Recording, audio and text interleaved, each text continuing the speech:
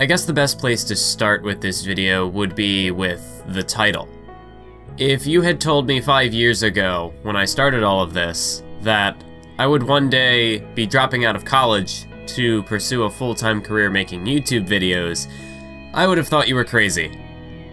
If you had told me 5 years ago that I would not only be dropping out of college to pursue a full-time career making YouTube videos, but that I would be making anime analysis videos, I would have asked you, what is anime? Because I didn't know what anime was back in 2012. I had seen some stuff, but, you know, I didn't have any reason to distinguish it from regular American cartoons and whatever not I would consume at the time. But here we are, 5 years later. I'm recording this Monday morning, May 15th, 2017. 3 days after my final day at college. I haven't even fully unpacked yet. I'm looking at all these boxes, all this junk, all this stuff that I need to put away because I'm lazy, but I'll get to it. But I wanted to give this state of the channel update because these videos kind of serve a couple of purposes. First of all, keep you guys in the loop, keep all of you lovely viewers in the loop, in the know as to what's going on with me.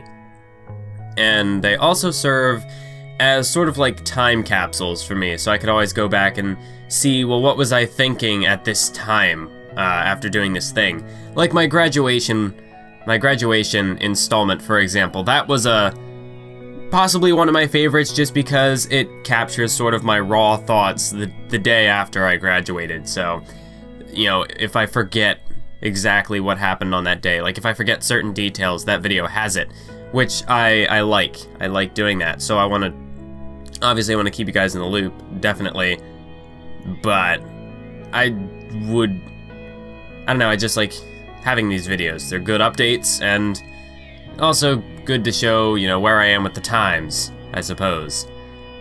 But that's enough with the formalities. Dropping out of college. Yes, it was a bit of a bizarre road to get here. But I guess we should start with why I even decided to attend college in the first place. See, when I was thinking about this back about a year ago, when I was looking for where I should go to college, might have been a little over a year when I started the search, but, you know, right around this time last year where we're getting up to high school graduation, getting ready to go to this university, doing all the planning and whatnot. My thought was I would get a degree in electronic media, which is funny now because the university is changing it to cinematography, television, and movie production, something like that. It's a more accurate description of what it is that we do. But yeah, I was going for an electronic media degree, which is the same thing, it's just a different name. But my reason for going there was that I thought I wanted to do something like what I do on YouTube, because I had been making the videos for 4 years. I had been taking some video production courses in high school, so I thought, well, this should be my career path, because I like doing it, I like making the videos, I like doing my morning announcements at school that were televised, so, you know, just keep going, go all the way with it, go to college, 4-year degree, and see where that gets me.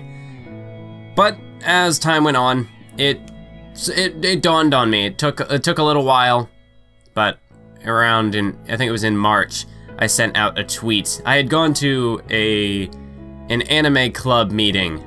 For the first time I had gone to the school's anime club because, you know, I like anime. I've got a whole channel for that now. So if you somehow haven't already heard of my second channel, I'll leave a link in the description or end card or something or other. It's on my channel if you're interested. But I went to this anime club meeting, and I don't know what it was, because I mean I like anime, and I don't even think the people were bad, but it was just something about, I don't know, the environment. It wasn't my thing. So I was walking home, well, not home, but back to my dorm, you get the idea. And it just sort of clicked in my brain, something just went off. I had this sudden epiphany that I was at college. Why was I at college? Was sort of the question, I guess. Because it really hit me that I didn't want to do something like YouTube. What I was doing now on YouTube is what I wanted to do. That's what I wanted to pursue as a full-time career. And this like blew my mind at the time, because for so long when I'd been making these videos, I thought, well, I'm not going to be able to do it. You know, it's not feasible, because, you know, I thought at first that I would have had to have started like way back when, like in 2008 or whatever. Like, you know, when I was coming up in like 2012, 2013, it was the guys like Tony Pizza Guy, Tubby Emu, people who started way before, who were able to actually do things full time. And this was before, you know, I knew much about the whole gaming Let's Plays, PewDiePie, and, you know, that whole side of things. But I wasn't a big video gamer, so the idea of doing all these Let's Plays and trying to expand my horizons just didn't seem as much of an option, I guess. But then you fast forward to late last year, when I started getting into all of these anime analysis channels. I made a top 5 YouTubers I found in 2016 video back in January, so if you want to kind of get an idea of how I got to that point, you can check out that video. But I got into all of this anime analysis. I consumed, you know, hours upon hours of just, you know, analyzing different shows, different aspects of it. And on top of that, I started to learn more about how YouTube works. And the more I figured out, you know, the more I learned about YouTube, the more I learned how it works and how these anime analysts can make a living off of YouTube. There is somebody who, Mother's Basement, I mentioned him in the YouTubers video. He started, I think, just he might have started in like late 2015, but his channel really took off last year, and now he's doing it full time. He's got a Patreon, and he's got all these sponsorships and whatever, so he's doing well for himself. And then another sort of catalyst in this decision that got me more confident in my ability to do YouTube full time was a channel called the Pedantic Romantic. At the time that I had found his channel a little bit before, maybe like late, like the beginning of the year. He made a video about sound euphonium, and I had caught that, but I didn't like subscribe, because, you know, for me, it's like, I see one video and it's okay, that's cool, but then I have to like see a couple more that really entice me to come back and finally hit that subscribe button, and that eventually happened. But the Pedantic Romantic, when I think it was back in like February, right before I had this big epiphany, his channel was at like 2,000 subscribers or something. That's the number I remember. It was somewhere around 2,000. And fast forward to now, just 3 months later, his channel is almost up to 30,000 subscribers. It's crazy. But that gave me sort of hope. It gave me this idea that, you know, YouTube, it's not just sort of a fantasy thing. I could potentially do it full time if I approach it the right way. And that's really where this wrestling channel has helped me, because I've said before that I've gotten more confident in my speaking voice, I've been able to project myself better, and just overall, I think I'm a more confident person because I've made these videos. And I had 4 years just talking and talking and talking and talking. And, you know, the more you talk unscripted like that, your voice is going to gradually become more pronounced. Your confidence is going to be boosted because you're using your voice all the time. And this wrestling channel was definitely a big help in that. I'll talk more about the two different channels later on, because I'm getting off on a bit of a tangent. I'm getting ahead of myself. But so I decided that I didn't want to do something like YouTube. I wanted to do YouTube. And that's the thing, with YouTube, there's so many things about this job now, I guess I should call it, because I've dropped out of college. This is now my job. But the thing I like about YouTube is that there are so many different facets of it that if I tried to go and get a degree and get a job in the field, not all of these aspects would necessarily be like all encompassed into one position. I'd have to look for more of a specialized thing. But on YouTube, I get to do the commentary, whether it's narrating my analysis scripts or making the universe mode gaming videos where I'm just sort of going off the cuff based on the visuals. I get to do graphic design, which is not my specialty, but I do dabble every now and then. Like my universe mode thumbnails, I do that. Not like they're anything complex. They could be better, but it's a work in progress. I gotta keep getting better at that. Video editing, of course.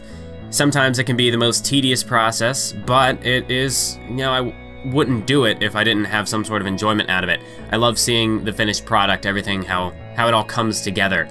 WrestleMania, for example, was a big project in that regard. My top 10 anime characters video was another one. Two very different sides of the spectrum, two very different videos, but they both took a lot of time and effort. WrestleMania, perhaps more so in terms of editing it all, like producing it all, that took a solid month, where a majority of my time on a daily basis was being put into that video. And that really was the thing. Working on WrestleMania kind of helped it click in my mind, because when I'm at college, when I was at college, I was spending more time working on YouTube videos than I was actually preparing for my courses or doing anything with like clubs outside of it. Like, I did have the radio club, which I really enjoyed the radio station. It's the one thing I think I'll miss by leaving, is that I won't be able to do my weekly radio show anymore. But there are other avenues that if I really wanted to do something like that, I could even do just like a podcast. Now, that was a music show. But honestly, like the radio show, I've said before in the last State of the Channel update, the little short one, that I really didn't even listen to my own show. Like I would mute the music and record YouTube commentaries even during my show, because just sitting there and not doing anything, I don't like feeling unproductive. I feel like one thing I've realized, I think, over this time at college, spending all this time on videos, is I feel like I'm a bit of a workaholic. Maybe more than a bit. Because even before college, like I would work part-time, then I'd have to deal with, you know, school courses back in high school, and then on the side, I'd also be doing this YouTube thing. So I didn't really do much else outside of those three things that consumed a majority of my time. So I was always working if I wasn't like sleeping or eating. But yeah, the majority of my time is just dedicated to work. When I play games now, like usually, I mean, I really only play the wrestling video games for the most part, because I feel like I need to make some sort of a video out of it. Because otherwise, if I'm just playing a game and not doing anything, I feel like I'm wasting my time. But then again, that's I guess some of that workaholic attitude, that mindset coming into play. But that, again, was a little bit off topic. The other side of this, because there were like three different facets that all sort of tied together. There was the mentality of, I'm not getting everything out of this as I would have liked. The major related courses that I was taking, the fact that I wasn't, like, I felt like if it was something that I really wanted to do, I would be dumping more time into it. I don't know if it's just because it's like that mentality of it being like a school-related thing, so I would want to get done with it as soon as possible and just not work on it outside. But even just being in the like, it's not like I didn't enjoy the classes, but I definitely didn't enjoy them as much as I did making the YouTube videos. And you could say, well, it's just the intro stuff. You're gonna learn more, and you're gonna find more to enjoy. But, you know, for a while I thought I wanted to do TV. That was kind of my path. I thought maybe I would do like work on TV or something like that, do something in television. But that I realized with my fundamentals course, fundamentals of video production, I believe it was called, I don't want to do TV. That's just too hectic. It's just not my type of environment. And, you know, with the rise of the internet, with like Netflix and all these streaming services and YouTube, you know, how much longer does TV really have anyway before it gets overtaken? I mean, I'm sure it's not going anywhere anytime soon, but slowly but surely, with the rise of the internet, who knows? Maybe everything will just be digital one day. But the other thing was definitely the financial aspect of it. Because you know, my family isn't exactly well off. We never have been. We've always kind of been a bit behind. But in terms of the finances, you know, when I worked part-time, you know, my thought was, well, I gotta save all this up to pay off this massive tuition debt. But, you know, no matter how much I would save, it barely put a dent in it. And, You know, definitely the concern of coming out of college. Now, one thing I liked about this particular degree was that the final semester you get this internship, where for the whole semester all of your credits go to an internship. So you have to go out and find an internship position somewhere. I can't remember if you could go outside of the country, but you know, you could really go anywhere with it. And that was definitely a perk, but my concern there is that, you know, I go through all of these 4 years of college, we get this internship, and there's a possibility that it could turn into a job, but there's also the possibility that it doesn't, so that when I graduate the university, I have this degree, I have all this tuition debt, and I have nowhere to go. And at that point, I wouldn't be able to pursue YouTube full-time because I'm not confident that I'd be able to make enough to not only support a living, maybe a more comfortable living that I would want, and also pay back this tuition debt. That definitely was a big concern. And tying that in with, I was already at a point where I wasn't sure if I was getting everything out of it that I wanted to get out of it, this degree. So if you combine those two things, and then with the idea that, well, I do want to give YouTube a shot, and I think I can give YouTube a shot, then it really all just sort of came together on this one night in March, and it all just clicked. And at that point, I realized I was done. But I had to finish the year. I had to finish the term. You know, I came back for spring break, and I told my family about it. And I had almost thought right then and there that I'd want to just drop it completely, but it was better for me to finish the year, and that way that takes care of any financial aid, because you have to earn it through your credits. So if you drop out of the semester like halfway through, then you have to pay all that back because you haven't earned it. And the other thing about that was that I would be, by finishing the year, if I would for some reason have to go back to school and try to finish up that degree, then this way I at least have the credits fulfilled, because I finished the term, so I have all of the credits for that. I completed the course, so I don't have to worry about, you know, if I have to go back and then you know, there's this potential progress. Like, I could have potentially made progress here, but I didn't. I just dropped it. I think also the extra 2 months helped. It really helped the anime channel come into the forefront, because, well, I guess this is as good of a transition as any into this full-time YouTube thing. The plans I have for it. I already tried to record this video once on Friday, like immediately after I came back, but my thoughts were all over the place, so if I might have missed a little bit, then maybe it'll come up later, because I do have another section where I want to talk a little bit more about college. But let's talk about the full-time YouTube plan that I have. And this is where I can discuss the two channels in depth. So, in case you haven't been paying any attention to that second channel, back in March, I made a State of the Channel update following WrestleMania. Or maybe it was the before WrestleMania update, I think, that I advertised the second channel. And so that I started making videos there in like mid-February, but I really kind of got back into it because WrestleMania took away some time from it. Really, I needed that second channel at the time, and I will admit that it did take a little bit of time away from WrestleMania.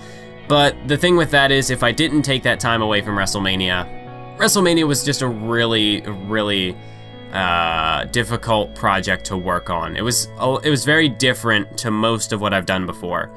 The only thing that really kind of rivals it is the Royal Rumble match from 2K17, because I would have to produce everything. Well, like usually with my regular shows and even pay-per-views, for the most part, unless I have to do some crazy edits. Usually, I will just record everything in one shot and then edit it together and then put commentary over it, and then I'm done. But with WrestleMania, you know, you had stuff like the tag team Fatal 4-Way match, you had the ladder match, so I would have to, and then the Iron Man match, that was another one that I had to edit like that. But with those, I had to record part of it, edit that footage that I had so I could figure out where I was and where I had to go from there. Then go back, record more, edit that bit, go back, record more, until eventually I finished the match. And with the fact that the show was almost 6 hours, and there was like, what, 13 or so matches I had to put together. It was a very long process to put that all together. Like I said, it took me the majority of a month to get the whole thing done. And that does take its toll on you. I said that I do like the video editing aspect of it, and I really do. I wouldn't be doing this nearly as much as I do if I hated the video editing, if I hated that side of things. Heck, even outside of my channel, I make promos for Forever a Movement, and I enjoy doing that. So if there's any sign that I don't enjoy the editing, well, I think we can shut those down. But it can be a bit tedious at times when you're working on a long project like that with WrestleMania. My big thing is, when I'm working on something, I like to see results as quickly as possible. And when I had to take a whole month to work on one video, it did get a bit, can't think of the word. It's like 8:30 in the morning, so I'm still not fully awake. But, it was a bit disheartening to not have it done when I wanted it to be. I did have to delay it. But that I did because of commentary. Because I wanted to record the commentary at home because the audio quality is just better. So I knew that I was going to have to delay it anyways. So I thought, well, rather than try to burn myself out mentally to get this video done, weeks in advance just so it can sit on my computer, and I won't, because I had already wanted to delay it so I could get the best commentary possible for it. So I thought, well, okay, instead of trying to burn myself out by finishing this video as soon as possible, let's do something different. And I had developed the interest to make these anime analysis videos back late last year, but I didn't actually pull the trigger on it until January, when I made a top 5 AMVs of all time video. Gotta stress the emphasis, the hyperbole on the of all time little banner there, because that's completely... Anyways, so I decided that I wanted to go with a second channel. I did that for a couple of reasons, which I discussed in that previous State of the Channel update where I talked about it there. So I won't retrace my steps, but I definitely did want to pursue that anime channel. I didn't think it was going to catch fire like it did. It definitely didn't. It took about a month, or no, it took more like 2 months before it actually blew up. Because really that was just one video that put it over the top. But with that anime channel, I was able to take some time away from WrestleMania, give my brain a bit of a rest, and pursue another creative outlet, another way to express something that I was interested in. It was something completely different. When I promoted it here, I pulled over maybe somewhere between like 50 and 75 subscribers, so there isn't much of a crossover between my two audiences, at least not that I'm aware of. If you do follow both of my channels, I guess let me know in the comments if you're listening to this update video, and I guess which channel you found first. Sure, that sounds good to me. But with that anime channel, it did eventually catch fire. Like, it took a while. February, March were fairly slow. It was, not to say that I wasn't growing, but, very slowly, making that sort of... I was making much more progress than I was on this channel when I first started it, because I actually knew what I was doing. But it was still very slow. I was definitely a small channel there for the first 2 months or so. And then I made a video called Why SAO Abridged is the Best Parody Ever. And, I was expecting, well, I'll get lucky if this video gets like 1,000 views. Turns out that the creators, Something Witty Entertainment, posted it to their Facebook page, and then it blew up. I woke up the next morning and it went from 3,000 views to over 25,000. And now, as I look at the page, it's at currently over 185,000 views, which is ridiculous. That's the first video I've ever made that has reached the 100,000 views threshold. Not even, even in the 4 years I've been on this channel, I never had a video get that popular. So it was nice to tick that milestone off the, that little goal off the bucket list. But it definitely did open up that channel to a lot more possibilities. I have a couple other videos on there that were getting more popular. One that I uploaded in February just recently started blowing up, so I think that's interesting. I couldn't find it posted anywhere, so I don't know if it's just I don't know if it's just somebody found it. Someone like I don't know what did it. Maybe it's a popular show and I never knew it. But now I've got a couple of videos over there that are sitting over, well, I've got, I think right now, 3 videos that are over 50,000 views. On this channel, I only have 2 of those, at least at the moment, although that could definitely change over time. But it became pretty clear once that video blew up. Like, it was, when I made the decision in March, I knew moving forward that the anime channel was going to have a broader reach, because you look at the WWE gaming community, and there are people who do this full-time, but the WWE, like the type of content that I make here isn't it's not the type of viral, you know, you will say clickbait content that is going to, you know, circle the internet. And when I say clickbait, you know, I think there's a difference between good clickbait and false advertising. I think you can use like, people typically think of clickbait as like a negative thing, but you know, clickbait, you're supposed to try to get people to find your content. You want people to click on it, so I think you should pursue clickbait. But like I said, there's a difference between that and false advertising, which I think some people don't understand.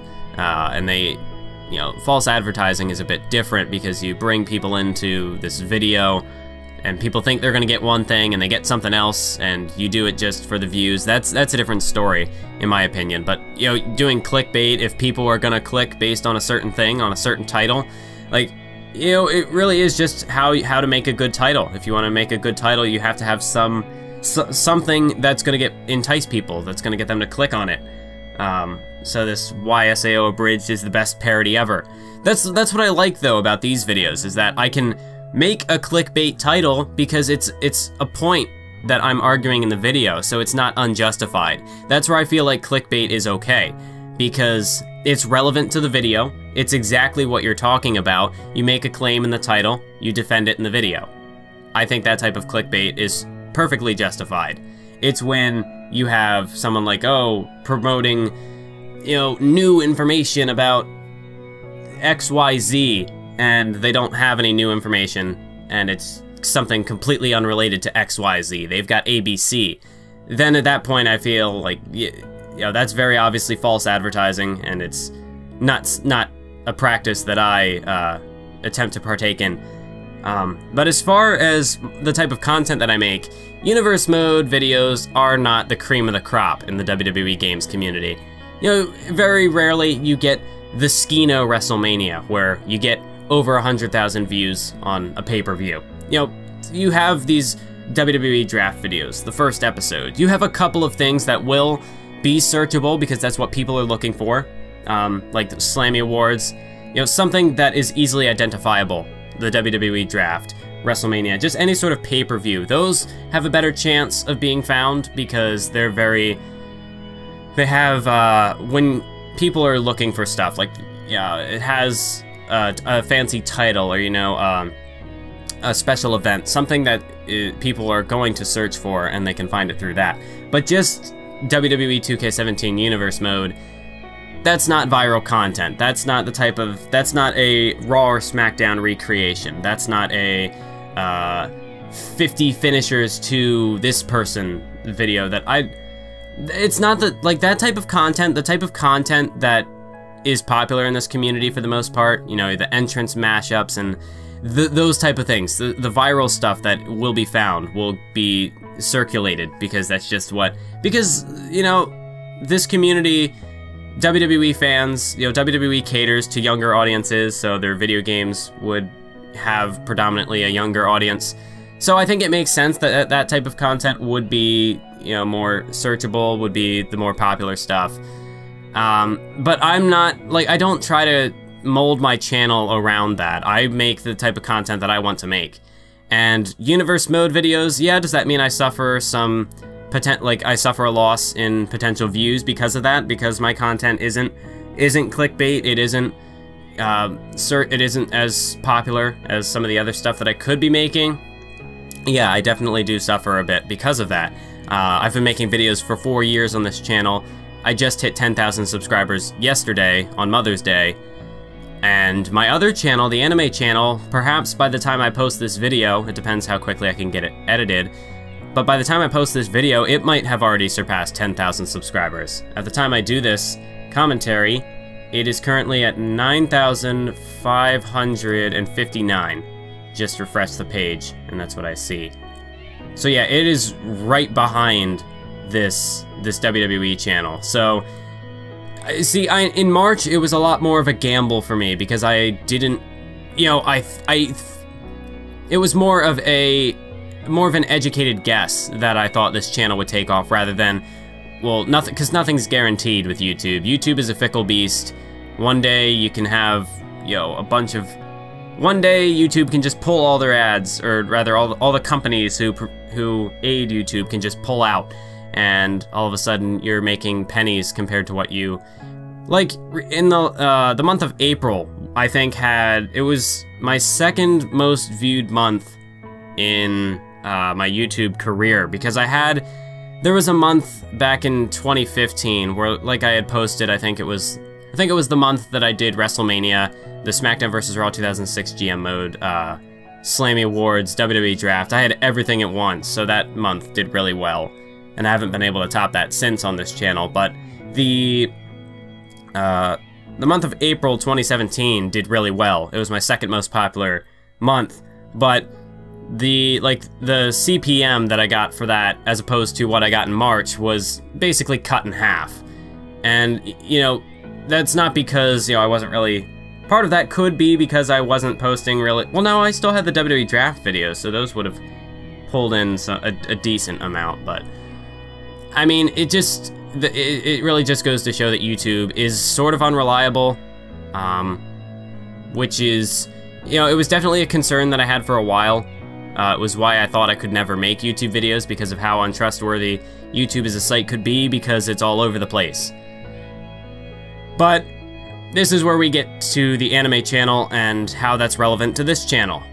So, like I said, I knew that the anime channel was going to take off. Well, I said it was an educated guess, but once it did, you know, I was very aware of the fact that the anime channel was going to be, in the future, it was going to be the main channel, because that targets a broader audience. Because the thing with my videos is, WWE, professional wrestling, is already a niche genre, just like anime is a niche genre. But when you take, you know, pro wrestling, and then you have to take a subset of that, which is the wrestling gaming community. Some people watch pro wrestling, but they don't play the games, and they're not interested in the games. So you've got a subset of that. Then we're talking universe mode, which is a subset of the WWE wrestling gaming community. So all these people who watch the Raw recreations, who watch like top 10s or whatever, you know, 50 finishers, whatever the case may be. Those are just concepts I'm thinking of off the top of my head. But the people who watch that type of stuff but aren't interested in universe mode videos, it's not gonna go over as well. So you know, my universe mode stuff, I'm operating within like subsets upon subsets of an already niche market. Whereas the anime channel, there are people who, like, that community is just overall bigger than the wrestling gaming community. And, you know, you have anime YouTubers or people who talk about anime, but they're not like analysts. And then you have, you know, anime analysis, which is a subset of the anime YouTube community, but it's still a pretty popular subset compared to like the WWE 2K community. Like Digibro and Mother's Basement, two people who I've mentioned before on this channel, you know, they both have over almost 300,000 subscribers, whereas, I mean, I don't know what the most popular YouTuber is in the community here, but I keep thinking it's somewhere in the realm of like 200, so like right about up there as well, but that was a bit of a tangent, I guess. Let's just compare my channels. We'll do that. I wanted to mention the other guys because that's kind of what I'm shooting for. That's sort of like proof that people can get that far. You know, it will take time, but it gives me sort of hope that I can make it to a point like that. Looking at my two channels right now, now obviously because one channel is in a big boom, well actually, I think that's actually a fair comparison right now because my wrestling channel has been growing pretty steadily ever since WWE 2K17. But compared to the anime channel, it pales in comparison.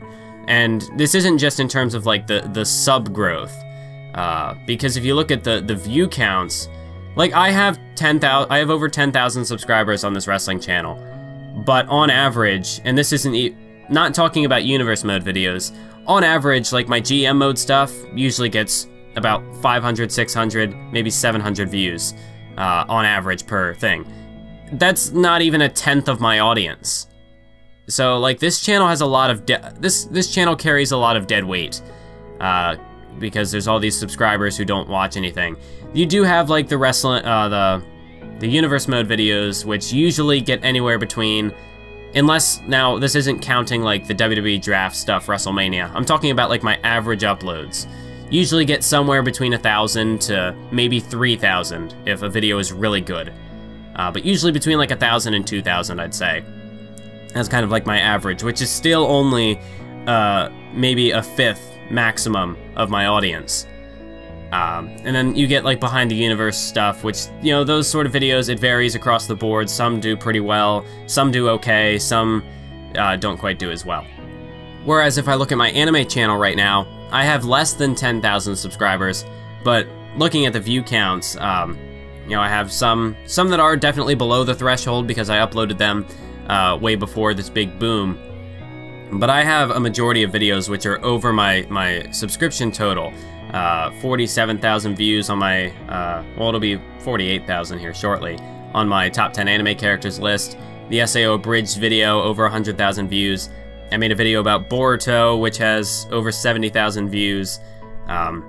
Even stuff like 15,000 views, 20,000 views, just stuff that it's over my subscription total, which obviously shows that that channel is in a period of growth right now.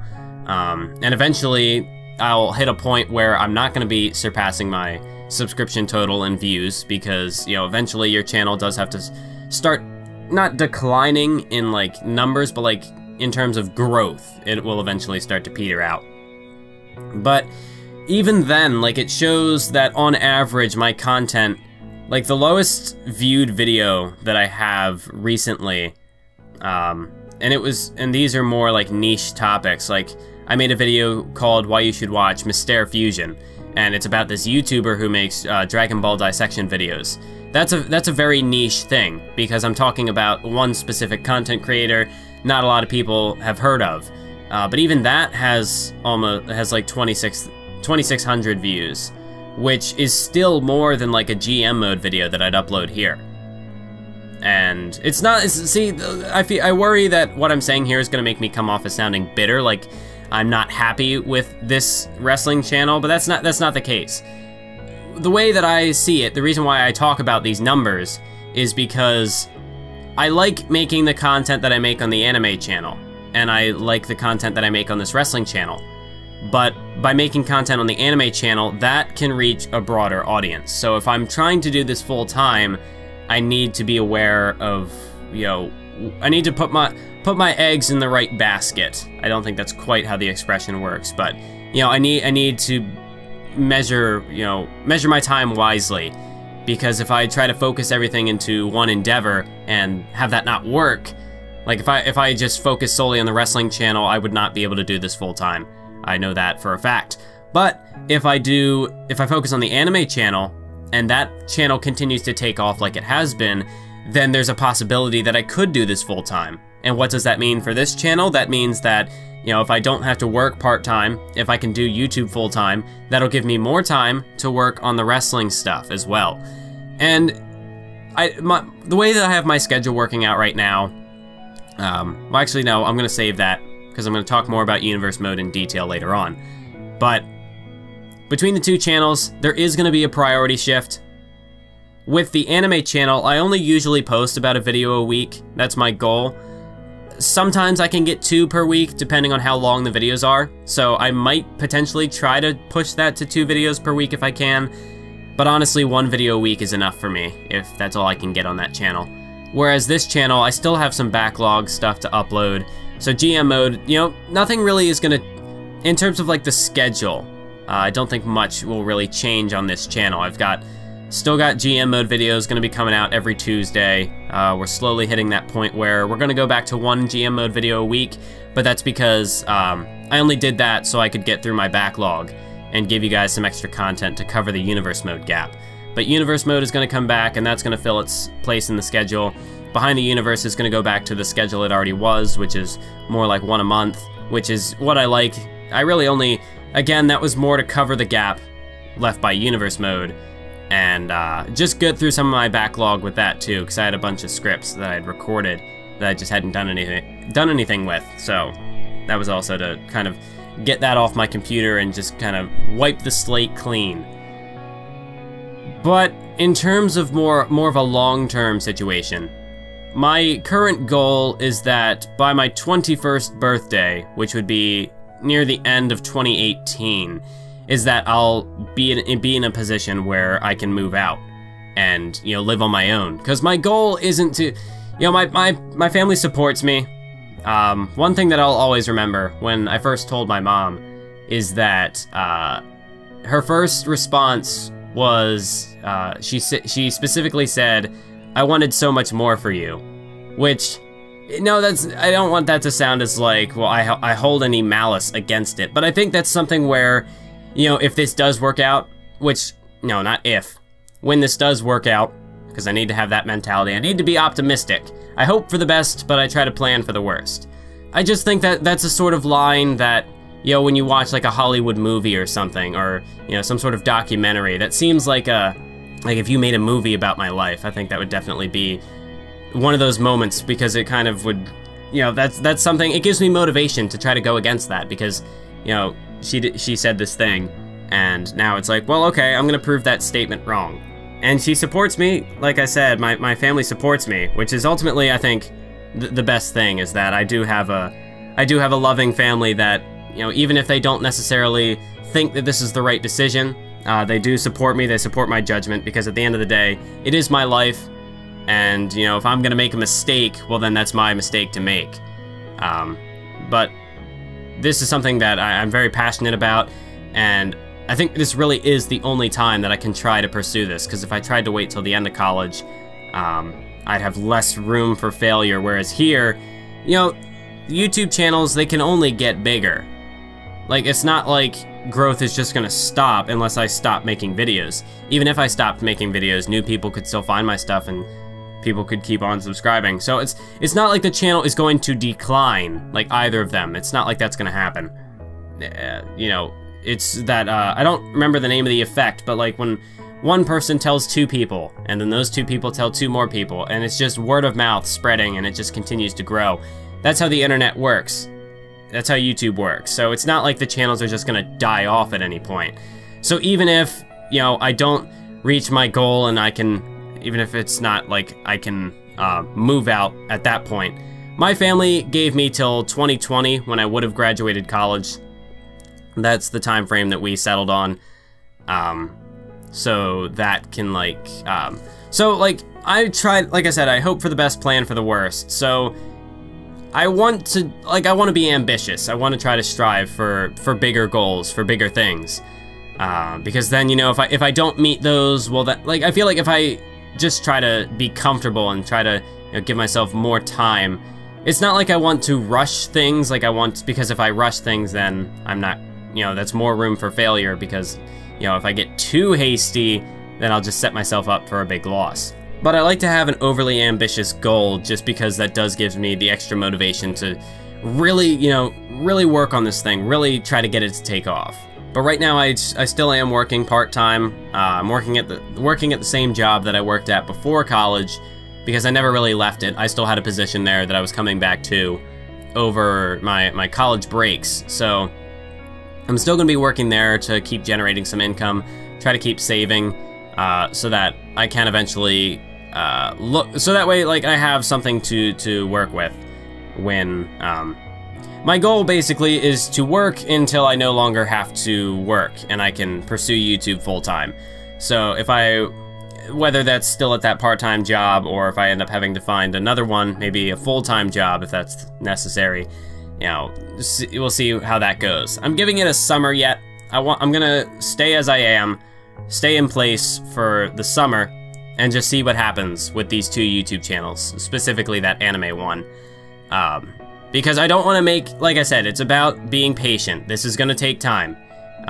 You know, I might have had one video that blew up and my channel is blowing up, but that doesn't mean that by tomorrow I'm just gonna, or not even tomorrow, but like that doesn't mean that in 6 months I'm just gonna blow up and hit like 100,000 subscribers and be making enough money to pursue this full time. It's an investment.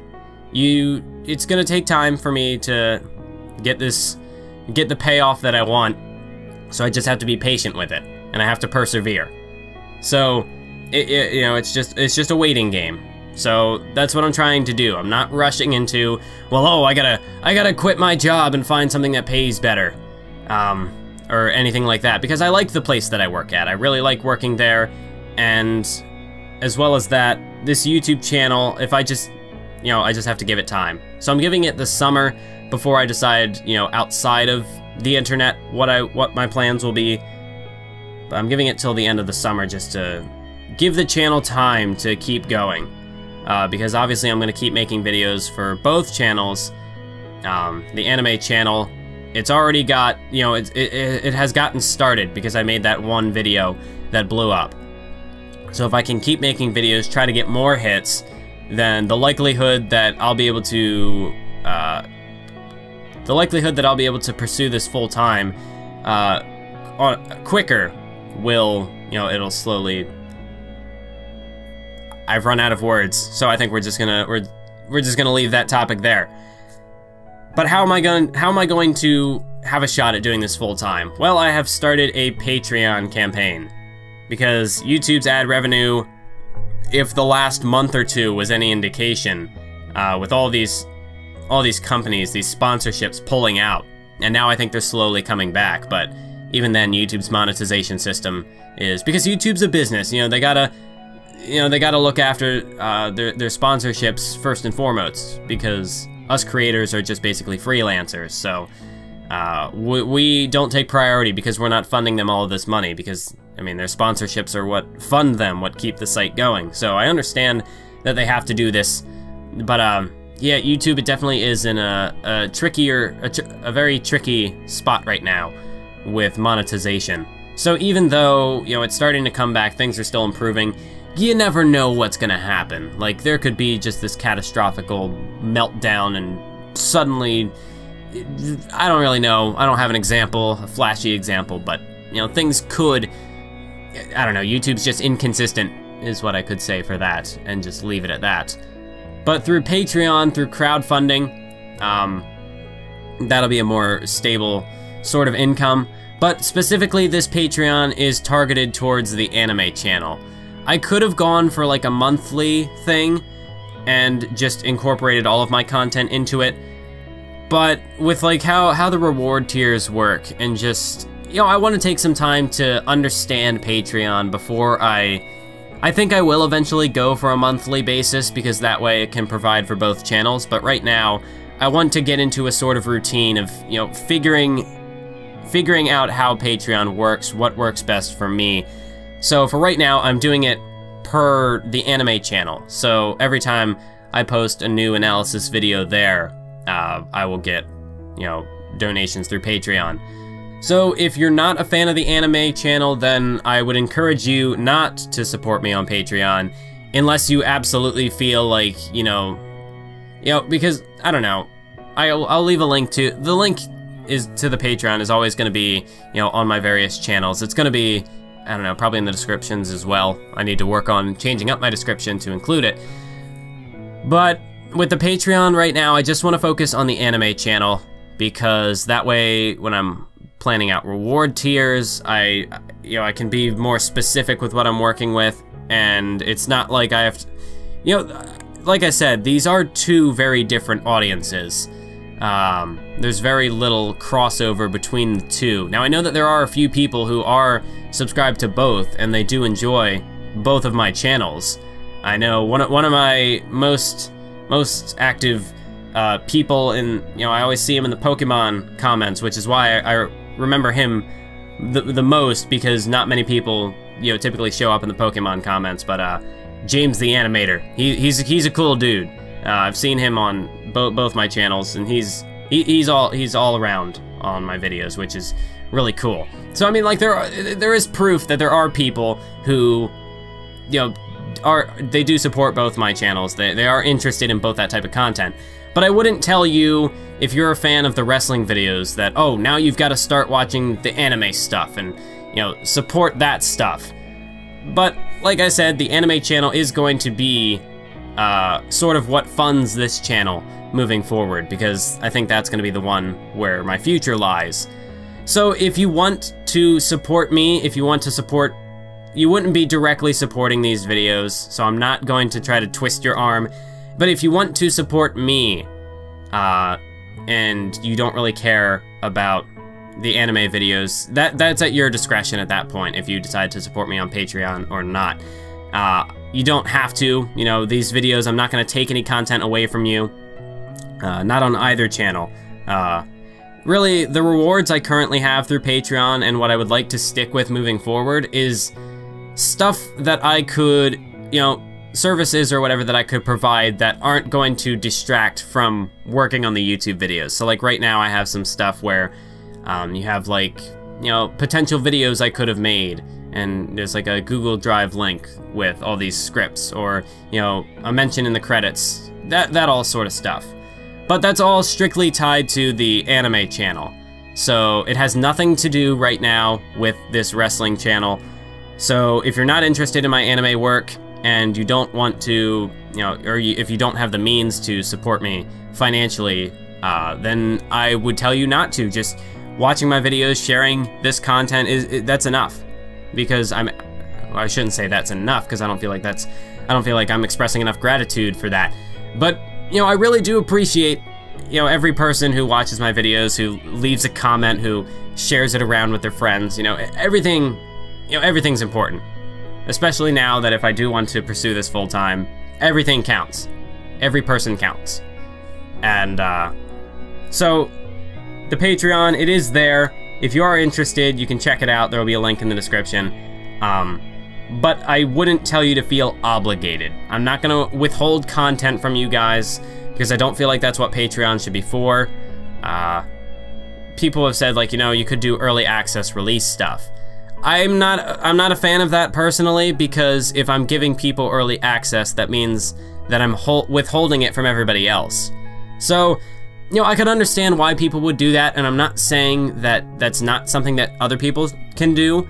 It's just not something that I personally want to do. I would rather, you know, give you some more, because I don't want to spend a bunch of time working on rewards for the Patreon, because at that point, I'm not, you know, it's ultimately to support my content. In this case, the anime videos that I'm making. So, if I spend all this time on working on Patreon stuff, that's taking away from the content that you're actually supporting, and at that point I'm doing it for the money and not for the other videos that I make. So it can be a risk in that regard, which is why I'm trying to be careful, testing the waters with current reward systems. But maybe in the future, it might not even be this year, it might be way down the road, but eventually I would like to make the switch to a monthly system. It's just a matter of figuring out how I could work that. But speaking of more content and the future of MathWiz97, I'm thinking about starting a third channel. Actually, I've actually had thoughts of potentially starting 2 new channels, and I kind of want to kill myself for starting all of this, because for so long, I only had this MathWiz97X channel. It was the one I focused solely on. So I dumped everything into this. So like you have Pokemon videos, wrestling videos, these state of the channel updates, you know, more informal stuff. It's really just a mixing, I can't think of the term, but you know, everything just sort of thrown together on this one channel. But I have the idea of potentially starting, realistically, I would like to only start 1 new one, because I do think that I am gonna have to start a third channel for some sort of content. And it's weird, because one of them is like a second channel for the anime channel, and the other is like a second channel for this channel. And it's weird to think about because, I mean, having the two separate audiences, it makes sense, which is why I'm considering starting those new channels. But that would mean I'd have up to 4 channels, which is crazy. And, you know, keeping track of all of that could potentially be, you know, it could be, it would be, maybe not, I would say difficult, but like that wasn't the word I was gonna use, but that's good enough. So one of them would obviously be, well, let's talk about the type of content that I'm making right now on this channel. Right now, we've got the universe mode, behind the universe mode 101, so some more scripted stuff in there, GM mode, and Pokemon videos. I have actually gotten into talks with some of my friends, and we're thinking about starting of doing like Let's Plays. So a couple of my friends from high school will get together and potentially record some stuff. I'm not sure what the games are gonna be yet. It might be me and one other person, it might be me and 2 other people. At least that's as far as I'm aware of right now. But the thing with that is this, like, the audience on this channel is predominantly wrestling fans. So it was one thing when I did the Pokemon videos because I'm not gonna start a new channel just to upload Pokemon videos. But if I am gonna do these extra Let's Plays, I kind of feel like that gives me more of a reason to, you know, take up shop on another channel. So I would move over like the Pokemon stuff and any other of these sort of Let's Plays and just anything like that in the future. So for example, I want to do a Pokemon Red Rescue Team series in the future. That's just one of the other plans that I have right now. So in the future, I could upload more Pokemon content over there rather than on this channel, and I could focus exclusively on wrestling content for this channel. And the other channel would have like the Let's Plays I would do with my friends, any Pokemon videos that I would make, just any other non-wrestling games that I'd want to cover. That other channel could have it. So that's more of a second channel for this channel, which I don't even know how I would prioritize those, because if the anime channel is now the main channel, and this is the second channel, because then if I made a second channel for the anime channel, is that the second channel, or is this still, you know, the semantics aren't quite important. But this idea for a 4th channel, it would be more along the lines of like vlogs. And when I say vlogs, it'd be more like just me talking into a microphone with maybe a static screen or a couple of images. But you know, the idea of a vlog that, you know, it's unscripted like this video. So I don't know if I would move update videos to that other channel, but my main focus with it would be, I make all these scripted videos about analysis, or anime analysis, on the other channel, on my MathWiz97 channel. And the idea is that I don't want to upload more lower quality stuff, like just unscripted stuff, too often on that other channel. So the thought is of making a second channel for that channel where I could just talk sort of unscripted. Like if any of you, I've talked about Digibro before. He's got a Digibro After Dark channel where he does just vlogs where if he gets an idea in his head, he can just kind of talk about it unscripted, and he doesn't have to put in the production on, you know, a full-scale video about it, because not every idea that people have is worthy of a full-scale script. That's how I've dropped so many ideas in the past for anime scripts. But, and well, I mean, it wasn't just him. It wasn't just Digibro that does it, because now Pedantic Romantic, I mentioned him earlier, he has his quote-unquote After Dark channel where he posts like podcasts and well, he was doing vlogs for a while. I'm not sure if he's still gonna keep doing that. But yeah, he did it. And then there's another YouTuber I found recently named Crafts Dwarf. He's got his little quote-unquote After Dark channel where he does, this is what really gave me the idea, because I was thinking, well, if I did something like that, I'd have to get a camera and I'd have to talk into a camera and show my face.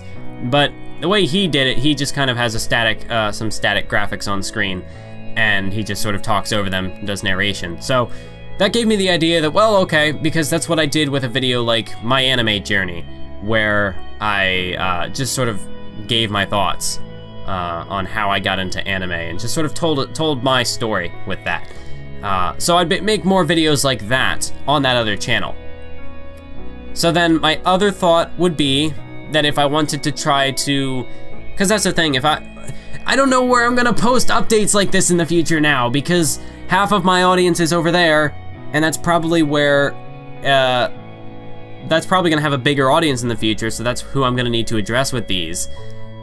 And then if I do that, if I upload them over there, then the audience on this channel isn't gonna get them, but not, like the people who watch the Universe Mode videos don't, I don't know, the State of the Channel videos usually get about 500, 600 views maybe, so it's still less than, it's maybe like around like the GM Mode videos total, but in the grand scheme of things it would ultimately be less because GM Mode videos get more viewed over time. But you know, not everybody on this channel even watches the updates, and not everybody on that channel would watch the updates. But I don't know who I should try to reach towards. So that's why I'm wondering, should I just try to make this other channel, which sort of can combine both of those audiences, which makes me wonder, should I just take the idea of a vlog channel and a gaming channel and just combine them, so I have this amalgamation of, you know, you take what would have been a subset of the anime audience that I have and the subset of my wrestling gaming audience and just sort of fuse them so I can upload like gaming videos and vlogs and, you know, upload it all together on that channel. I'm actually going to be recording another video for the anime channel where I'm gonna talk about this, but I want to post it on both, so that way I can gauge the audience. So what do you think about these two potential channels? Should I try to keep them separate? Should I try to combine them? What do you think I should do with update videos like this in the future? Should I try to post them to this channel, to the other channel? Should I make this third channel and just kind of combine them?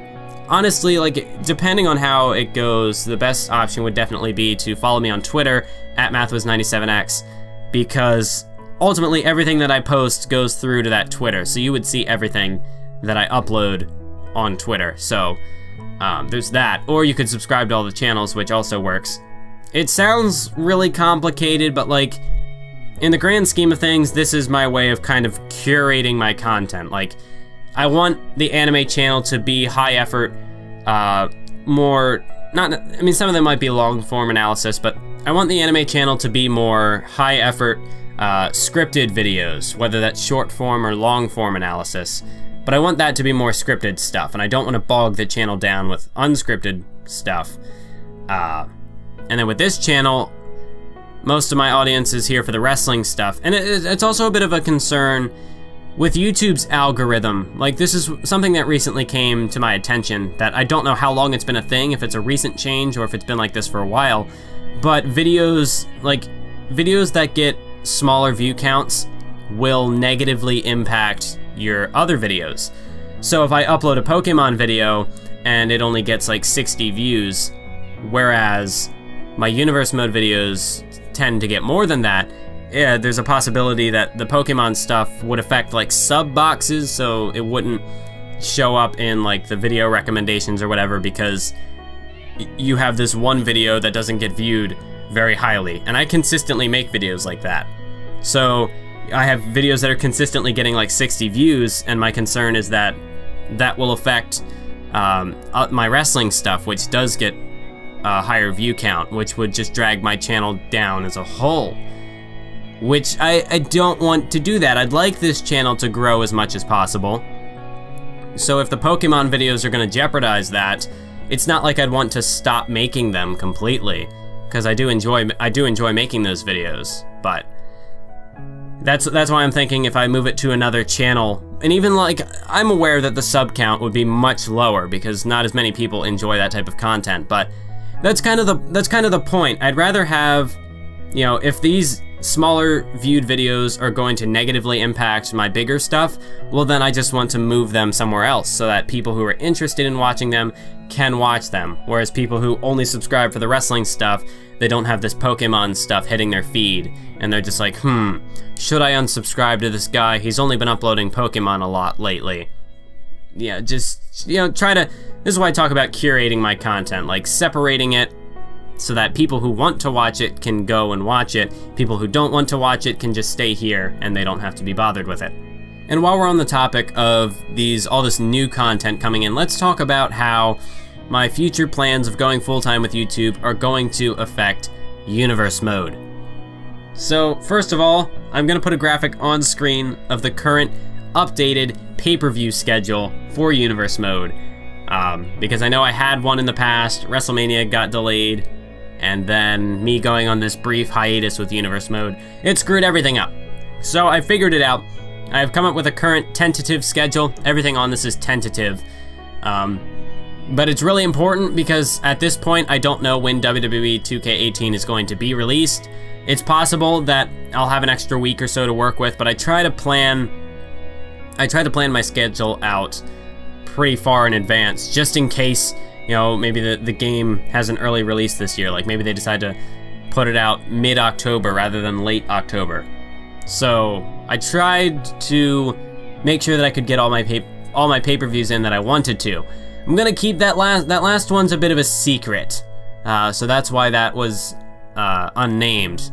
But I think I know you guys are gonna like that last pay-per-view, but I can't give away the name yet because that spoils everything. So just gonna have to keep that a secret for right now. But that's the pay-per-view schedule.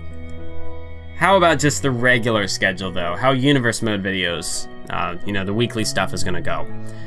I have been for a while. I've been considering just dropping main event and focusing exclusively on Raw and SmackDown. Because the main event videos, you know, those episodes typically less people are interested in them because it's not Raw or SmackDown. And it would seem, obviously, because it's like the B show, because you've got Raw and SmackDown, the two mains, and then main event is just sort of like this crossover thing. And it, you know, it might seem like more mid-card stuff.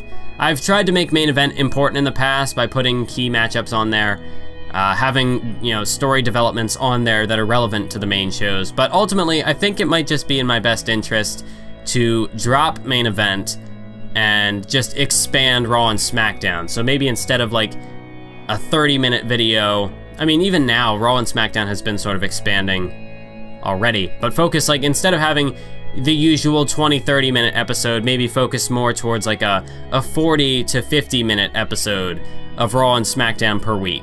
So it's not like, in the grand scheme of things, that you'd be losing a show, so we'd be losing that extra episode per week, but I would put more time into each Raw and SmackDown episode, so those would be longer, which would sort of make up for the loss of main event. That would sort of be my goal with it. I don't know exactly how it would affect my time of producing them, because the way I see it, if I right now have like 3 half-an-hour videos in a week, that's like an hour and a half of content I'm producing. If I focus on 2 like 45-minute videos, that still gets me to that hour and a half. So I'm still producing the same amount of content, perhaps more, perhaps less, depending on the week. But it would still take, you know, if it's gonna be a similar amount of time, it would still take the same amount of my time of working on it and the same amount of effort. So you'd still be getting the same amount of content, just one less video per week, which I think ultimately would help me, because rather than trying to worry about rendering 3 different videos and uploading them in a week, I could focus just on 2 of them, and I could make them longer. So that way, I don't have to worry about people missing context by not watching main event. I can't really give too many specifics as to how this upcoming month is gonna go, because I've already recorded a lot of this next month in Universe Mode, so main event is still gonna stick around as we approach Extreme Rules. But the question is, after Extreme Rules, should I drop main event and just focus on Raw and SmackDown, or should I keep making main event episodes? That's basically what I'm asking you. Do you want me to continue making main event, still make 3 Universe Mode videos per week, or should I cut it down to 2 Universe episodes, just Raw and SmackDown, and just make those videos longer? So basically, any material that I would cover in a main event episode, I would move over to Raw or SmackDown. So like how there was recently the Becky Lynch and Charlotte versus Emma and Dana Brooke tag team matchup, just before WrestleMania. instead of having that on main event, I could put that on SmackDown instead, because, you know, that's the SmackDown talent. So it would be something like that. So it wouldn't be, I guess it wouldn't be a huge change in the grand scheme of things. It's just the same content, like the same stuff would be happening. It's just where it would be happening and when it would be happening. So instead of having to worry about uploading a video Monday, Wednesday, Friday, I could focus instead on having Raw out on Monday and SmackDown, I don't know, would I do Thursday or Friday? I don't know, maybe I could go head to head with Murphs and do a Monday, Thursday thing. We can have a war there. But I just wanted to pose the question here because I have been thinking about it, and because I'm going to be putting the extra effort into the anime channel, because that is definitely going to consistently take some time away from this channel. So I just wanted to run it by you guys, see what you think. Personally, I think dropping main event would be the best decision. It would technically be less of like a video count, less of an episode count, but then instead of having to worry about producing, what is it, 4 weeks, 3 videos, so instead of having to produce 12 episodes in between pay-per-views, you would only get, I guess, I can't even math right now, it's too early for this, you'd only get 8 between pay-per-views. But by doing that, like you would get 2 videos a week instead of 3, but they'd be longer videos, and then this might give me more room to work on the pay-per-view itself in the meantime, because then I don't have to worry about producing an extra main event episode. Or it could just end up being the same amount of work for me, and it doesn't really change much. But I just wanted to pose the question here. We're just coming off of WrestleMania, so I feel like if I was gonna make a change like this, now would be as good of a time as any. Or I guess I could finish out 2K17 with main event, and then start 2K18 fresh.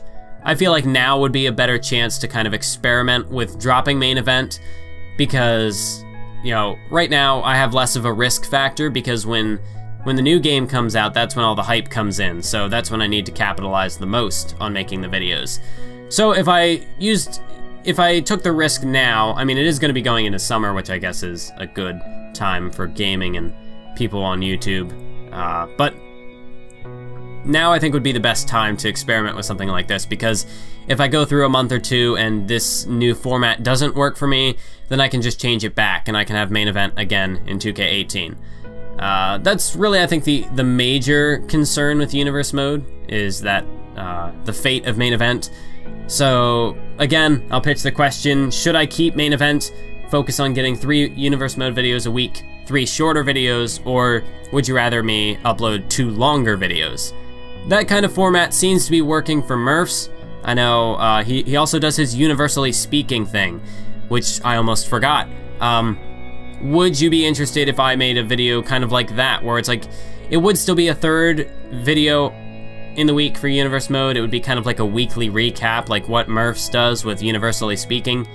If you aren't already subscribed to Murphs, or you don't know who he is, I'll leave a link in probably a card on the video that will flash on the screen right about now. Check him out, his content is great. I like my Universe Mode a lot, but Murphs, he's really good. His commentary's better than mine. His storylines are awesome. It's just a good production. Just go watch it if you haven't already seen it. So that was Universe Mode. This is my other future projects, the section thing. That transition was supposed to be smoother, but regardless, this is unscripted and I do what I want. So, GM Mode, obviously, I don't know if you've been watching them, because I don't know who watches all my stuff, but the Universe Mode stuff, this is going nowhere, but I'm gonna keep it in as a blooper. So I've obviously got the SmackDown vs. Raw 2007 GM Mode series that I've been working on since, you know, the end of last year. And I'm getting about to the halfway point in that series, or I think I've already passed the halfway point. But that's probably gonna go on till about the end of this year, because obviously when we get to WWE 2K18's release date, GM Mode is gonna take a hiatus like it always does, because that way I can focus on the new game and get universe mode back up and running. But GM mode, we're gonna go back to 1 video a week after I run through my backlog. We've got Taboo Tuesday coming up, which is gonna be a fun experiment. I still, you know, I was thinking about doing polls through Twitter, but now I'm considering maybe I will try to put up like a straw poll or something like that. So I'll ask the question here. I know I'm gonna ask it in a GM mode video later on, but for Taboo Tuesday, I wanted to do like a voting thing. Should I look for some sort of just like a website to host the poll? Because I know with the Slammy Awards, I've done the Brendan Plays forums, but I kind of want to stray away from that and do something different this time around, just to experiment with different options. But yeah, give me your thoughts on that. After the 2007 GM Mode series is done, which I think would be towards the end of this year, judging by how, you know, my schedule has been mapped out, I do plan, at this point in time, I think I am going to greenlight the SmackDown vs. Raw 2008, what did I call it, like a challenge GM Mode series, where the premise is I focus exclusively on the lower popularity guys. So we have like a whole show of basically the mid-carders, but we push them to the main event. And the goal is to see if I can somehow win the GM of the Year award, despite starting out at a very clear disadvantage. I still need to work on the rules of that, how I'm going to structure that, but I think it'll be an interesting way to revisit SmackDown vs. Raw 2008 and sort of build on the canon that I've developed with the recent 06 and 07 GM Mode series. I'm not too big of a fan of my original 2008 series, but I don't think it's, like, I also don't think it's that terrible. It's serviceable for what it's supposed to do. So rather than just playing the 2008 series, you know, again, and just retreading my old footsteps, I figure let's try to do something different this time around. Make it, you know, people with GM Mode, they usually all play it the same way, at least in terms of like making a video series about it. So I figure we'll try something different with it. So that'll probably start sometime in 2018. I'm gonna work on more details on that as the 2007 series gets closer to wrapping up, so you'll just have to stay tuned to those videos to hear more updates about it. Then you've got Behind the Universe, which, like I said, is gonna be, you know, moving back to its regular sort of monthly schedule. I have a video coming up for Pretend It Never Happened. Well, obviously I have part 4, which I need to upload at some point. But then after that, actually no, there will be a part 5, and then part 6, which I think is gonna be the last Pretend It Never Happened video. At least for the foreseeable future, because I'm starting to run out of ideas. But I'll talk more about that in a future Behind the Universe Mode video. That's gonna be more of a high effort project because of the subject matter that I'm talking about. It's one giant thing, so that I think would be a good way to send off the Pretend It Never Happened side of Behind the Universe. We've still got What Could Have Happened, the pay-per-view breakdowns. I don't think I'm gonna be making those for every pay-per-view, but Extreme Rules, I could definitely see myself making another one. Specifically because of a couple matches I've got planned for that, but saying anything else would be a spoiler, so that's enough of that. Universe Mode 101, I have the booking video that I plan to make the part 2 for, talking about characters and storylines. I really like making those videos, it's just the process of writing them is a little tricky sometimes. But Universe Mode 101, again, that series right now is just kind of whenever I make a video, it's gonna be uploaded. There's no real schedule for it, unlike Behind the Universe, because it's a lot more, like I said, it's a lot more difficult to put together. And with all the other stuff that I'm working on, I don't always have the time to get into that mindset to write a Universe Mode 101 video. Other than that, in terms of the wrestling content, I don't really think there's anything new coming up beyond like the 2008 thing. I know people have asked me like, oh, you should do a season mode series, or what if you did a Road to WrestleMania? Personally, that's not my thing. I was never really a fan of the season mode, just focusing on one superstar. You know, I've already played through them once, and once you play through it once, you've basically experienced the thing. Same goes for Road to WrestleMania. That's why when people talk about that, you know, they talk about the Road to WrestleMania and how, you know, it'd be cool if WWE games brought back that type of mode. I don't see, like, it's not that I don't see the appeal in it, but it doesn't appeal to me. Because you play through the story once, to me it's just like it's a custom showcase mode. You play through it once, and you're done. It's better than Showcase in that Showcase is literally reliving events through the game, and that's boring to me. Like, I'd rather make my own custom stuff, which is why I make Universe Mode videos.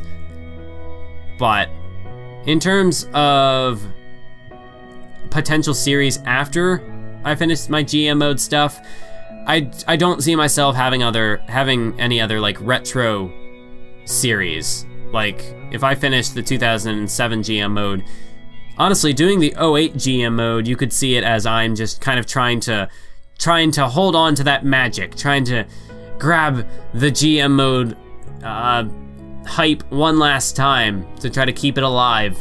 And that is kind of true, because I don't want GM mode to die on this channel, but at the same time, I'm not gonna do another series that I've already done, because I'm just retracing my old footsteps, and there's nothing really original about that. I don't think it's interesting, because if you want to see me play that game, you can go back to the previous series. It'd be different experiences, yes, but unless I did like the challenge mode thing that I'm planning out for 08, I guess it's possible that I could try to do that for the other series, but I don't know. I guess we'll see how this first one goes, and maybe there's a possibility that could keep it alive. But the only way that I could see myself doing anything other than Universe Mode, well, there's also the possibility that 2K18 Career Mode could interest me, so that's on the table. But other than that, I don't see myself going back to any older games. Like Here Comes the Pain, people usually do career modes for that. That's just not my cup of tea. People have asked me about Season Mode or Road to WrestleMania. That's not my cup of tea.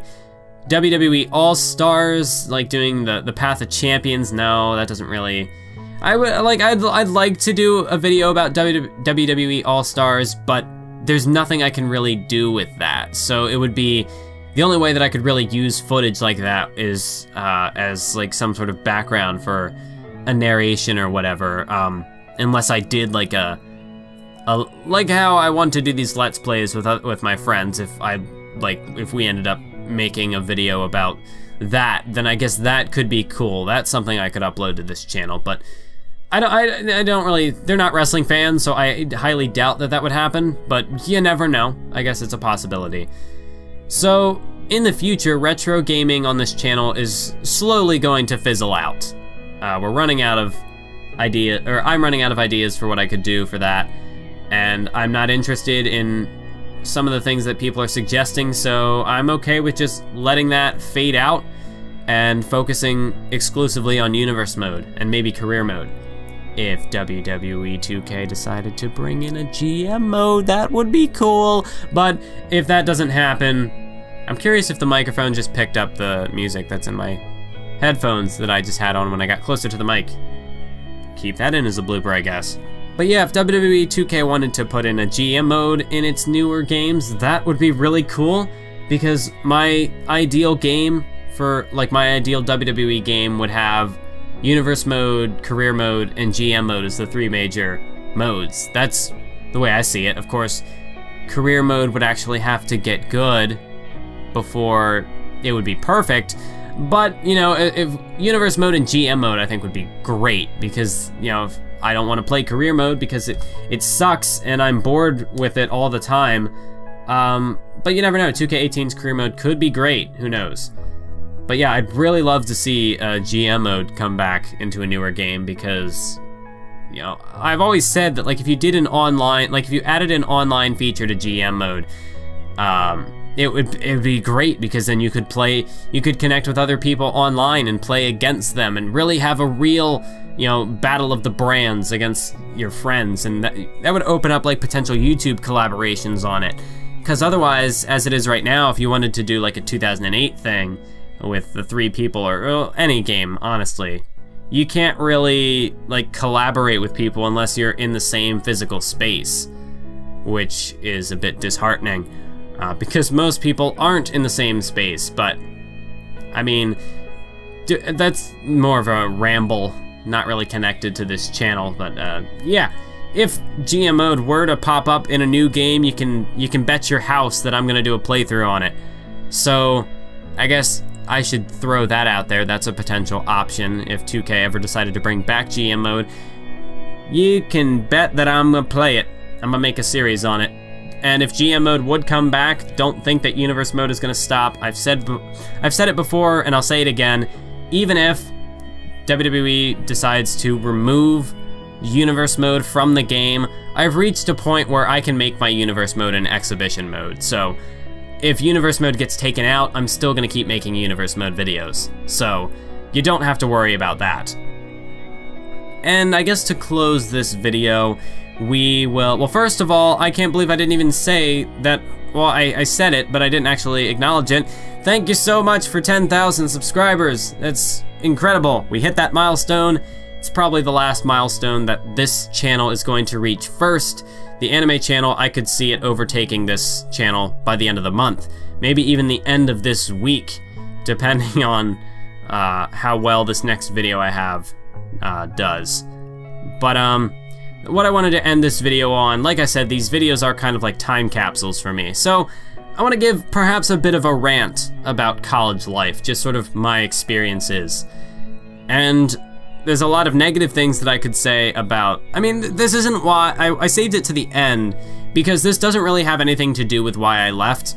This is more just things, gripes that I had while living there. This didn't really add into the main reason why I wanted to leave. Everything that I discussed at the beginning of this video was why. It was more of a, I guess more of like a philosophical thing, more of a practical and a financial thing that made me want to leave and focus on YouTube full-time.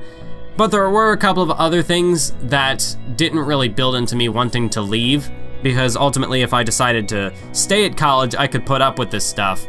But now that I'm not there, now that I'm out after finishing the semester, you know, this is a good place as any for me to try to capture my thoughts, because if I'm not going back, I'm not gonna be able to really relive this stuff.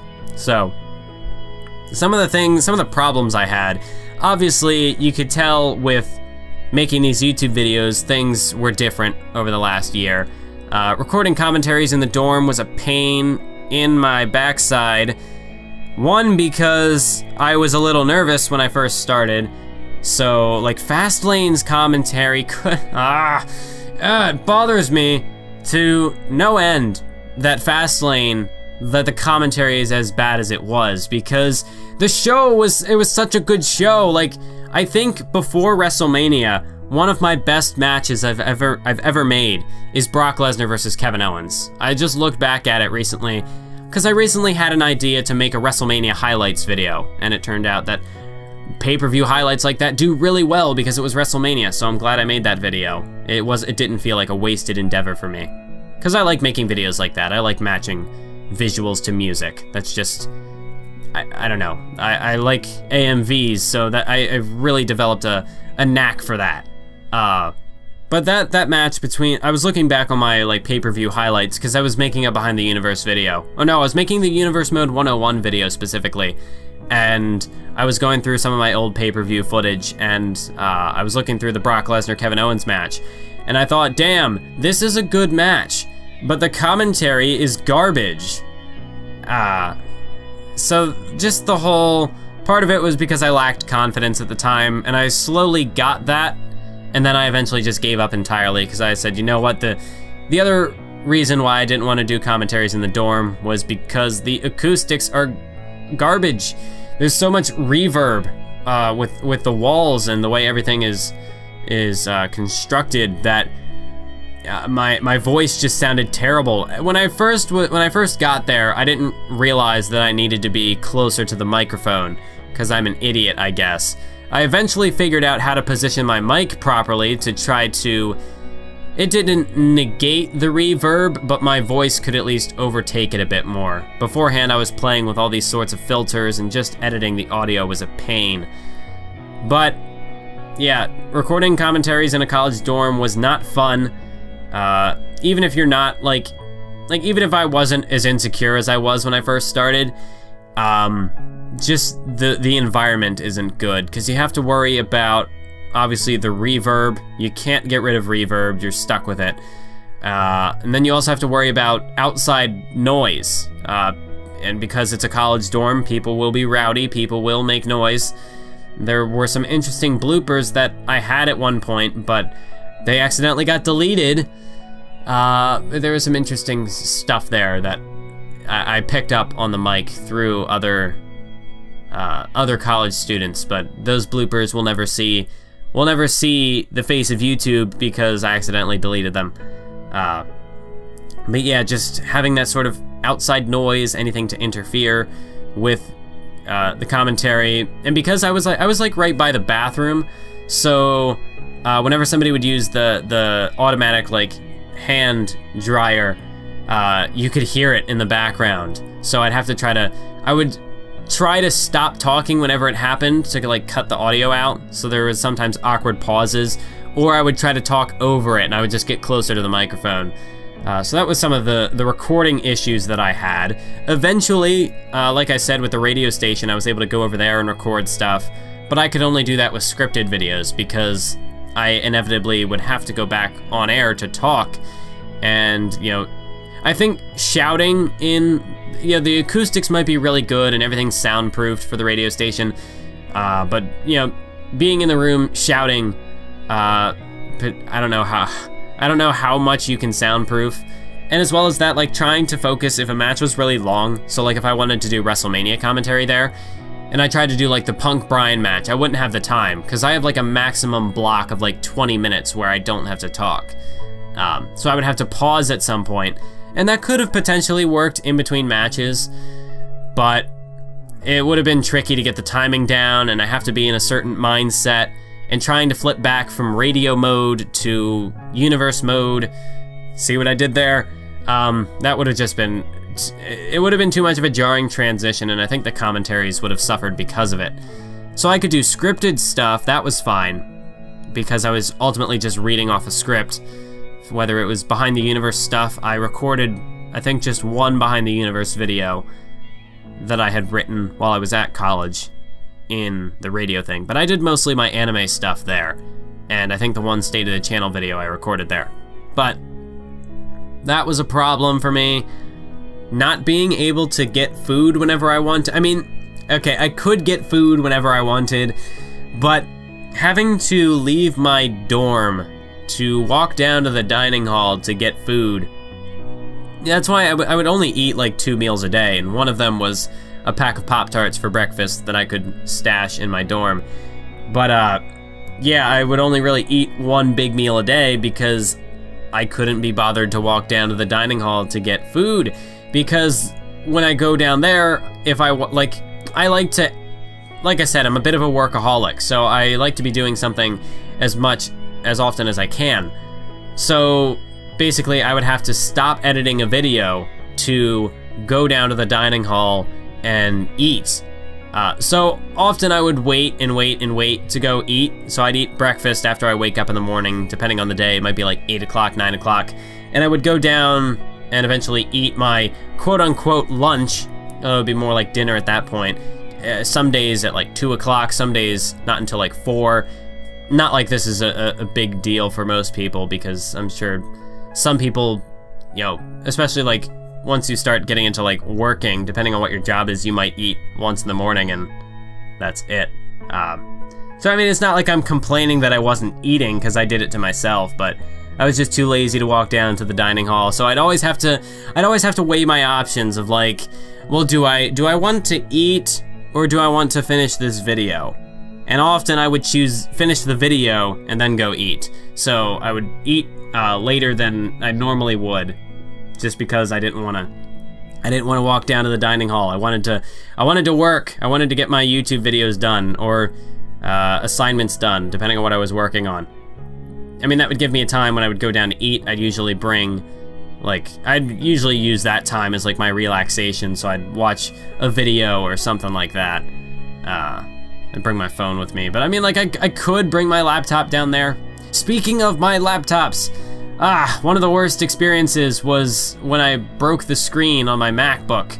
my brand new MacBook that I got from my great-grandparents for college, specifically to work on like my major related courses, because I figured I'd be doing video stuff and whatnot. Never actually ended up using it for that stuff. I did like some scripts I had to type on there in Microsoft Word, but that was like it, because I didn't have any actual big production courses like that where I could do work on. Like, I had an audio production course where we had to make projects, but that had to be done in their audio rooms, so I didn't even use my laptop for that.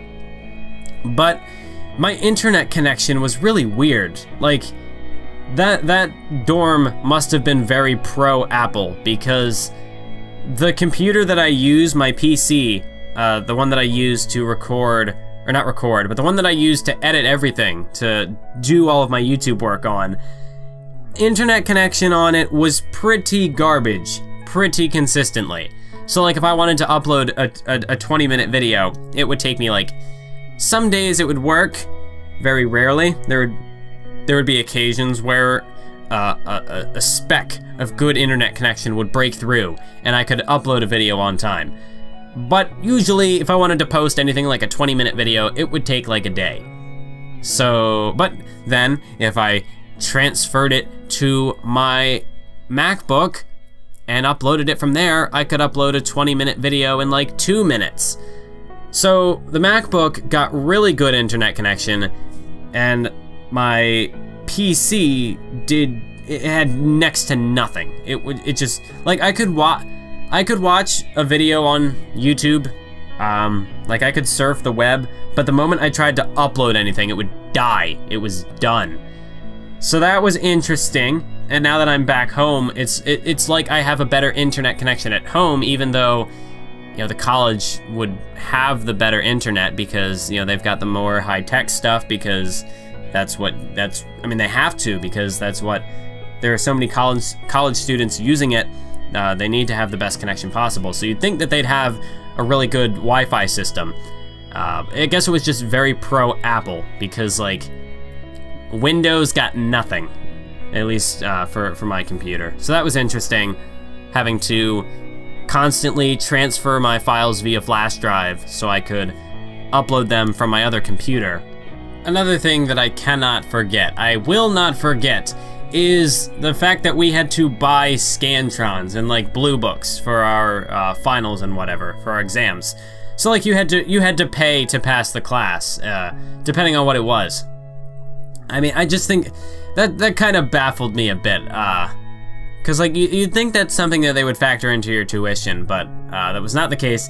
It was only like 15 cents for a Scantron, but I just thought it was kind of bizarre that, like, you know, you have to pay for a Scantron. So essentially, if you don't get the Scantron, you can't take the test, and then theoretically you can't pass the class. Which I thought was strange. I don't know, but I mean, some of the professors, they would just get the stuff in advance, so like you wouldn't have, like, I had a history class this semester where the professor just got us the Blue Books, so we could just write our essays in them and we didn't have to go out and buy them for ourselves. But I don't know, it was just weird. It was just a weird thing. Maybe that's just because I'm used to public school, where, you know, high school, where everything is funded by the government, so you just have everything you need. It was different. It was interesting though, because that very same history professor, he had said to the class, like, you know, if you don't have you should try to get the textbook, because, you know, you shouldn't try to pass the class without the textbook. I never got the textbook, and I passed that class with, at least, I'm gonna have like a high B. But it's likely that I'll end up with an A. So, I didn't get the textbook, I saved my money, and I still passed the class. Part of that could have just been because, you know, you had to write essays for the majority of the grades, and I like writing, so yeah, that wasn't very difficult for me at all. Some of the classes, like, I did get the textbook, but I ended up, like, not using it at all, so it was just weird. If I could have avoided buying all the textbooks, I would have. But I cut corners where I could, because I'm a very cheap man. I try to save money where I can. I don't buy a whole lot. But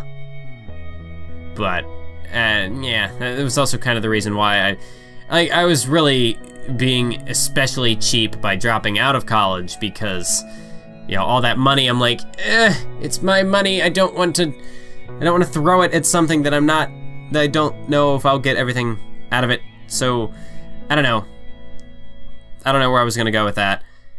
I thought there might be more that I could say, more that I could like rant about, as far as college goes. I mean, it was an interesting experience. I definitely liked being on my own, which is, you know, I wouldn't say that college was a wasted experience for me, because I went there thinking that I might want to do one thing, but I really figured out what I wanted to do, and it was what I had been doing all along. So it was still a constructive experience for me. I got to live independently for a bit, which was nice. That's definitely something that I want to get back. It's part of the reason why I am being more ambitious about trying to move out as quickly as I can. Although it's not like I don't like who I'm living with, because I do love my family. I just don't want to feel like a leech, because I know there are people out there who just are content just living in their parents', you know, the big stereotypical thing to say is, you know, living in your parents' basement. You know, there are people who do that, whether it's by choice or by design. You know, some people, they do choose to live that way, and that's not who I am. I like to stay busy. I like to be, you know, I'd like to be independent and, you know, be on my own as soon as I can. College gave me a bit of an experience with that. I think it would be interesting to see how I operate on my own as far as food goes, because with college, yeah, I had to leave my dorm to go get the food, but the food was already prepared. Then the question would then be, well, okay, I have food in my house, but I have to prepare it myself, and, you know, am I going to have the willingness to do that? I mean, I'm definitely going to learn how to cook, because I want to be able to provide for myself, but it's more the question of, will I have the motivation to actually do so? Because, you know, when you're providing for a couple of different people, then, you know, you make a meal and you know, okay, you know, several people are eating this. But if you make a meal just for yourself, it's like, okay, well, I'm just making this for me. And, you know, do I really want this? Like, do I really want to eat this now? You know, or is there something else that I could do? Do I really have to go through all this effort to make this meal for me? So that'll be interesting to see how that plays out when I eventually am independent. But for now, I think that's gonna wrap up this state of the channel video. I don't really have anything else to add at this point. Like I said in the video, I have a Patreon now, so if you want to support my anime videos, you can do that. If you want to support me, you can go over there to my Patreon. Yeah, this, I guess, technically now is the second channel. The moment really when I logged into the other channel and didn't log out, that's when the channel priority switched. So even though right now this channel has a higher subscription total, it's the anime channel that's the main focus going forward. So I want to re-clarify that. So if I don't reply, like before, I would respond to comments almost immediately here because I didn't get many comments, and I'm on YouTube all the time. Now I might not respond as quickly just because I'm still on YouTube, but just not on this account. So I'm definitely still gonna, it's easier to respond to comments on this channel because on the other one, I just get so many now, thanks to that big video, that, you know, I just get so many of them on all my different videos that it's tough to keep track of them all. So now I know what it's like. You know, for so long, I was this small channel, I was in my own little world, slowly building up an audience, but not really having anything too substantial. And now I've got this other channel, which is gaining that substantial audience and becoming a broader thing. So it is interesting now to see, so, oh, this is what the big YouTubers deal with all these comments. So it's like, now I understand why, you know, some of the people I followed back in the day, why they didn't always respond, or why they often wouldn't respond, because when you just get so many, it comes down to, you know, what comment sort of sparks an interest. You know, what's something that you can, because like I'm a socially awkward person in normal life, so you know, trying to continue a conversation with somebody in the comments is tricky for me. So if there's nothing that I can grab onto from a comment, like if somebody says, well, nice video, like usually now I try to go through and now that YouTube has a comment feature where you can like them, like the little heart button, I usually do that just to show people like, hey, I am seeing your comment, I saw you, don't think that I didn't. It's my way of acknowledging people, but when I don't have anything to say, I'm not gonna respond. Like, I don't know where I was going with that. My brain just fizzled out. I've been talking for almost 2 hours. This video, I'm not sure how long it's gonna be. But yeah, that was the state of the channel. We going full time, baby. Let's see how this plays out. Let's see how that works. So, until next time, until the next video, keep on YouTubing.